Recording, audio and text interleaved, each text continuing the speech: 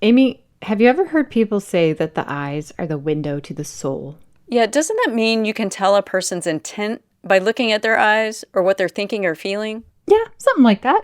I mean, with some people, it's like you can see the story of their life right there in their eyes. And it turns out that is even more true for fish. Excuse me? Yeah, fish. A fish's eyes really can tell you its life story. Or rather, its eyeballs can. Its eyeballs? Okay, that's a little gross.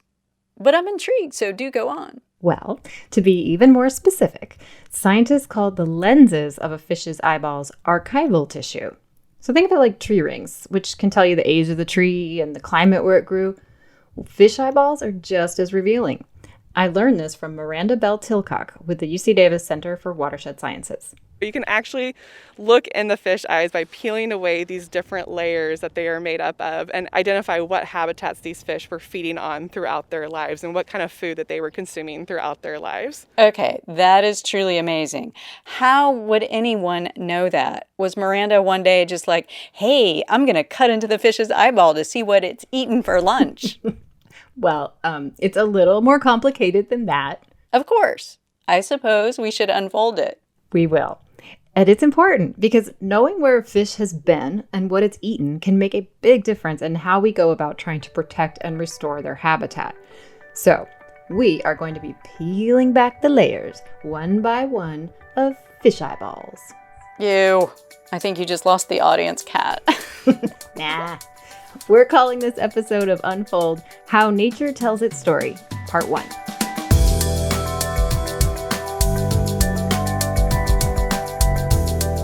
Coming to you from UC Davis, this is Unfold, a podcast that breaks down complicated problems and unfolds curiosity-driven research. I'm Amy Quinton. And I'm Kat Curlin. So Amy, to really understand the eye-popping experience of fish eyeballs, I had to travel to the Yolo Bypass. This is just outside of Davis in California's Central Valley. For more than 100 years, the Yolo Bypass has diverted floodwater from the Sacramento River away from Sacramento and Davis. It is not just a flood control project, it's also part of the Pacific Flyway for migratory birds. Also in the wintertime, what is less known about the bypass is that this is also really important habitat for juvenile Chinook salmon to use and grow really large on their way out to the ocean. Miranda has done a lot of work here among the rice fields of Nags Ranch, studying how fish use the floodplain. Today, she's brought me something very special. So first I'm going to put some vapor rub on my upper lip because these fish are in different forms of decay and decomposition. She reaches into a container, her hands unfold, and out clunk 2 orbs into a plastic tray. I have brought you guys some salmon eyeballs. Specifically, large frozen adult Chinook salmon eyeballs. Well, just like a snowflake, every eye is different, but they all have different amounts of tissue still attached to them. And they're very, very large because salmon are very visual predators, and so they have nice large eyes so they can see their prey. I decided to take a closer look. On some of them, you can actually see this little white pearl-like structure that's starting to pop out of the top part of the eye there on like the thin part of the skin. Miranda is here to examine their lenses, and the best way to do that is by dissecting the eyeballs. So I have forceps and a pair of dissecting scissors, and what I'm doing is I'm cutting open the eye. This part's not very glamorous or nice looking. Nothing about this is very glamorous or nice looking. And so I like to move it then to a different tray, and then I take 2 pairs of forceps here, and these are going to act as my hands, and they're going to peel the lens.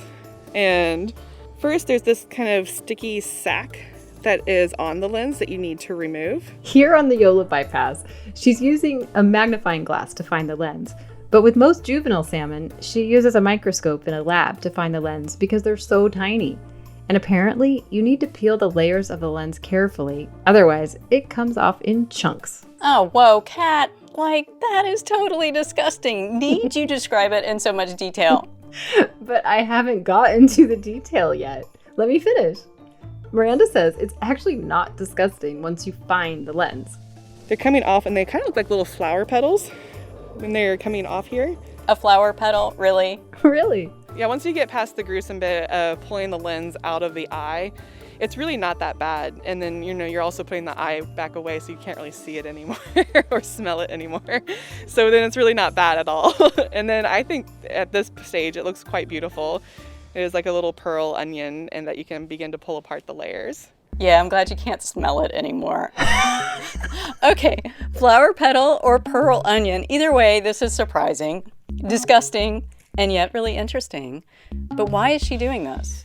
Well, Miranda says each layer of the lens can help us understand a lot. Each layer actually represents a different part of that fish's life history, and you can actually go back in time, similar to like a tree, rings on a tree. You can go back in time and look at those isotope values like carbon, nitrogen, or sulfur, things that you would find in the food webs of the habitats that they have been in throughout their lives, and actually see what these fish were eating and where they were actually rearing.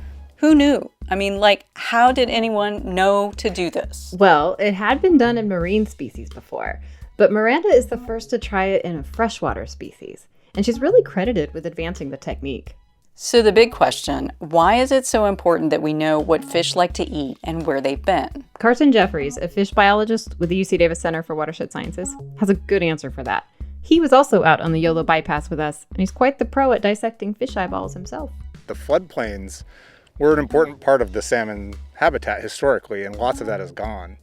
And if you spend a lot of money restoring habitat, you want to know if your money was spent well. And the problem is you can't ask a fish where it's been and have it tell you its story. But the work that Miranda's done has shown that you can look at their eyes and see whether they've been using these habitats or not. Carson says that's critically important, given that salmon are such an imperiled species. Salmon are not doing great in California. They're not doing great really in the lower 48 in the US, but it's constantly in crisis management. And I think the goal is to ultimately have a place where they're at a sustainable level, and we're no longer managing for crisis, but managing for sustainability. Yeah, I suppose if fish could tell us where they've been and what habitat they've used, it would be a big fish tale anyway. Very funny. What's cool too is that salmon aren't the only fish whose eyes reveal their history. This is applicable to any fish that has eyes, really. That, you can always learn more about these fish. Any fish, really. It's not unique to salmon. It's not unique to the Central Valley. There are people who are doing it in Florida and the Gulf of Mexico on marine species. There's also people who have done work on squid using the same technique, which is really cool and something that I would definitely be interested in seeing someday, a squid eye. I've seen a squid eye, Kat. What? Yeah, I put my fishing hook right through it and out the other eye when I was deep sea fishing in the Gulf. Sweet, huh? And you call me gross? Okay, it's just not the same thing. Anyhow, Carson recently took this technique to study fisheye lenses in Brazil. They had just constructed the world's 4th largest dam and hydroelectric facility on a tributary to the Amazon. And we're using this to go back in time to look at what the food web was before the dam was constructed. And we were able to look into their eyes and hear their story of what they were eating before it was all different. That is wild. Yeah, and Carson and Miranda also work on a project that looks at fish ears for their history. Otoliths. From the dead fish, we'll take the eyeball, we'll take the otoliths, which are the ear bones inside of the head, and those can tell you which rivers the fish were during their outmigration. That we use isotopes in the ear stones, and those are more like tree rings, and that they put on a ring every day. And we can go look at those rings and see which river it was in. We can look at the eye lenses and tell which habitat within that river it was in, and then put that whole story together. So they studied the eyes and ears of fish. Exactly. That's actually the name of their project, the Eyes and Ears Project. So can scientists learn about humans using the same technique? Miranda says that so far the technique hasn't been applied to mammals, let alone humans. I've never peeled a mammal eye before, and I've definitely never seen a human one. Yeah. But I know for birds and frogs, I've done those, and those were epic failures. Their eyes are definitely very different. Birds and frogs and fish, oh my. I wonder what her lab freezer is like. Oh yes, Miranda is quite the eyeball collector. So I do have a bag of rockfish eyes in the lab freezer because my husband doesn't like it when I keep eyes in our freezer. My daughter caught a largemouth bass one time in a lake, and I saved the eyes and the ears for that as well. There was the tuna eyes that Carson brought me back from Hawaii, which were really cool because they were huge. Yeah, that sounds really appealing. Speaking of peeling, Miranda actually offered to let me peel a fisheye while we were out on the floodplain. The glamorous life of a science reporter. How could I possibly resist? You want to just kind of like hold it Okay. right there with the forceps and then just kind of start cutting into it at the top part of the eye. The top here. Yeah. Oh, these are like, well, frankly, more rubbery and hard than I thought.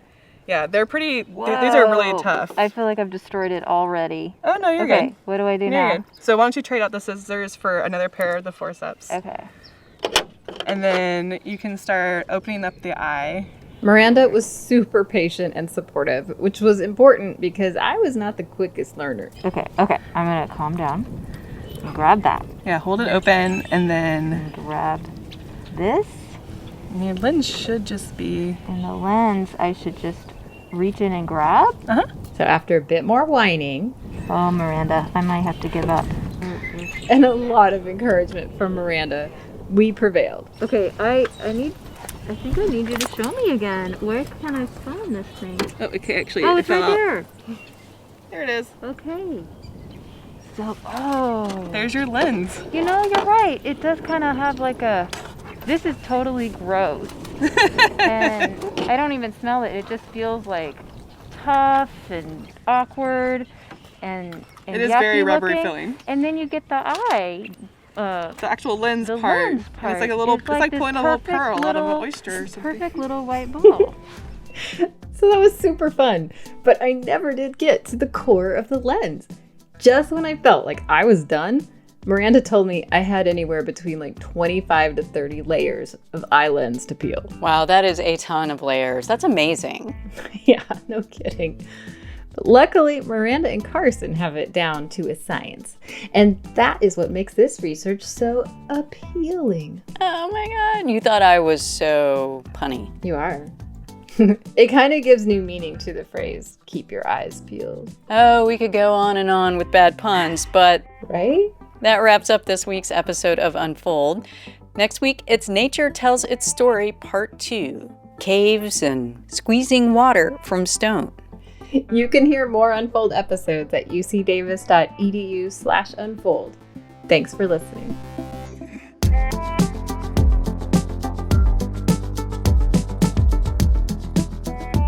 Unfold is a production of UC Davis. It's produced by Cody Drabble. Original music for Unfold comes from Damian Verrett and Curtis Jerome Haynes. Hey, if you like this podcast, check out UC Davis's other podcast, The Backdrop. It's a monthly interview program featuring conversations with UC Davis scholars and researchers working in the social sciences, humanities, arts, and culture. Hosted by public radio veteran Soterius Johnson, the conversations feature new work and expertise on a trending topic in the news. Subscribe wherever you get your podcasts.